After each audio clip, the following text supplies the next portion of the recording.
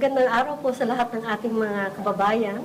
Ako po si Ambassador Belen Anota na nagpapaalala at nakikiusap sa inyo na sakali pong matanggap na ninyo ang inyong balota mula sa COMELEC, nakikiusap po kami, nagpapayo po kami na kung pwede, paki-fill up na po agad ang inyong mga balota at isole sa ating konsulada dito sa Sydney para po makasiguro tayo na ang inyong boses at ang inyong boto ay mabibilang pagdating ng eleksyon.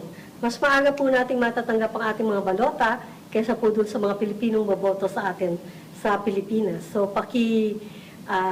gawa po agad at pakibalik sa konsulada. At doon po naman sa mga nagpalit ng address, mula nung sila ay magparehistro at kayo ay lumipat ng tirahan, pakialam po yung bago ninyong address o tirahan sa ating konsulada at para kung sakaling hindi nyo matanggap ang inyong balota at ibalik ng postal office sa ating konsulada, alam po ng konsulada kung saan nila pwedeng ipadalang muli ang inyong mga balota.